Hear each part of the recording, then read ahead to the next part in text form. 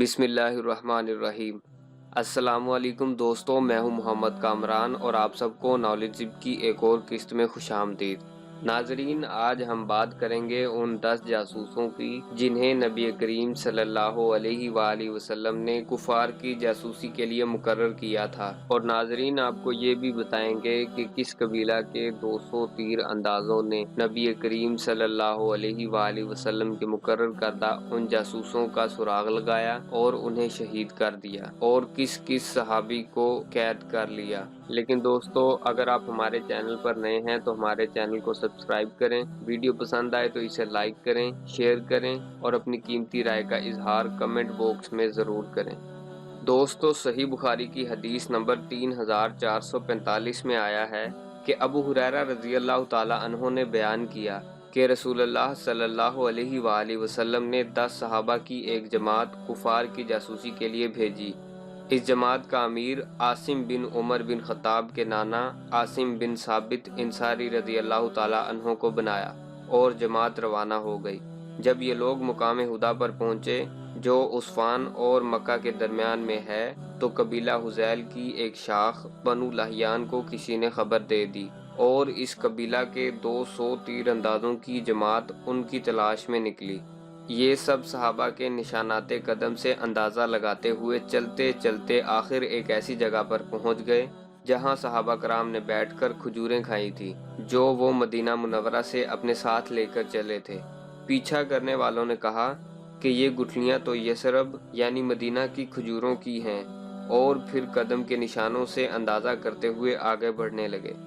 آخر عاصم رضی اللہ تعالیٰ عنہ اور ان کے ساتھیوں نے جب انہیں دیکھا تو ان سب نے ایک پہاڑ کی چوٹی پر پناہ لی۔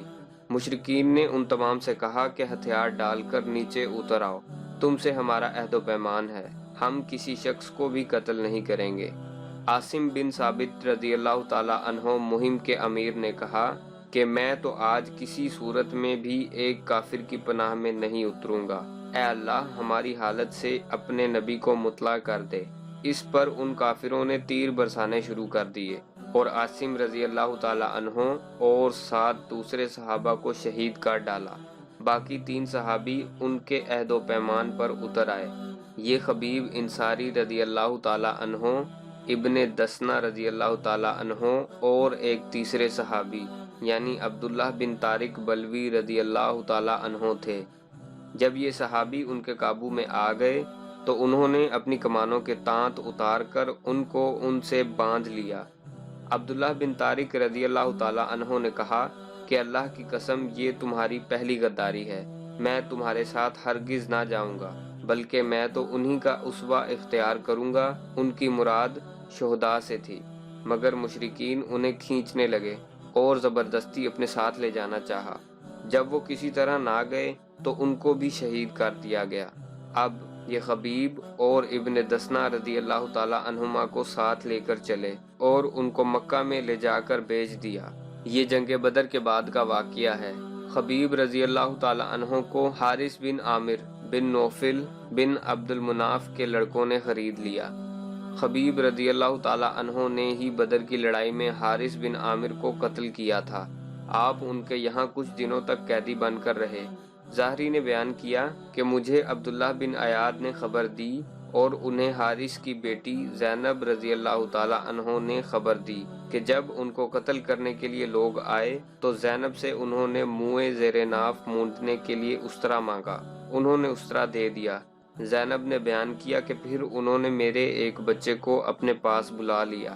جب وہ ان کے پاس گیا تو میں غافل تھی۔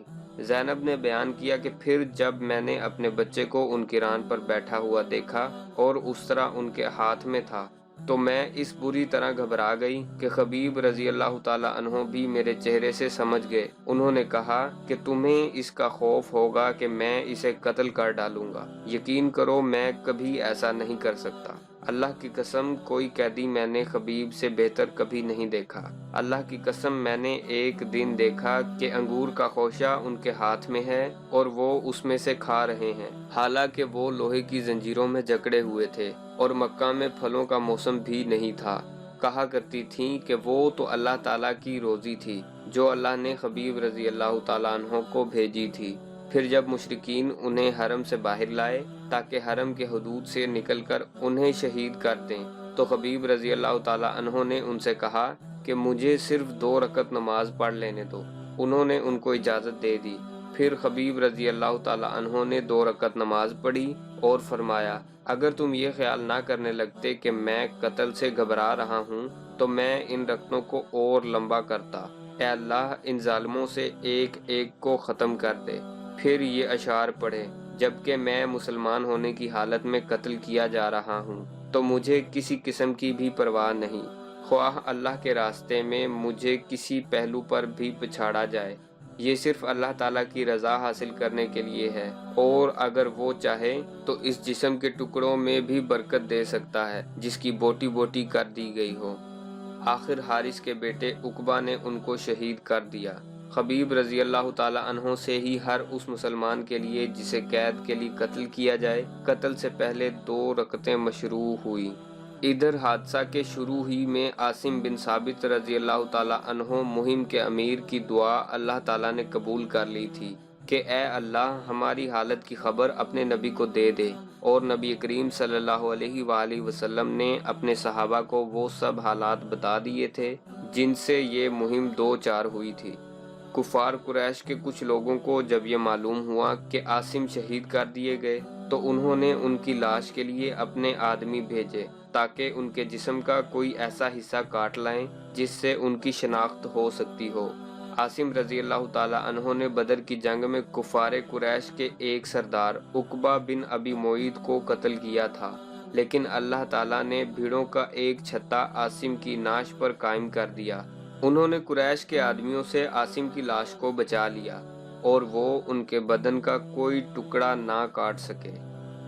دوستو، اب تک کے لیے اتنا ہی، لیکن اگر آپ ہمارے نبی حضرت محمد صلی اللہ علیہ وآلہ وسلم کی زندگی پر مبنی سیریز دیکھنا چاہتے ہیں تو یہاں کلک کریں اور یہاں جانیے کہ مسلمانوں کا سائنسی علوم و فنون میں کیا کردار تھا۔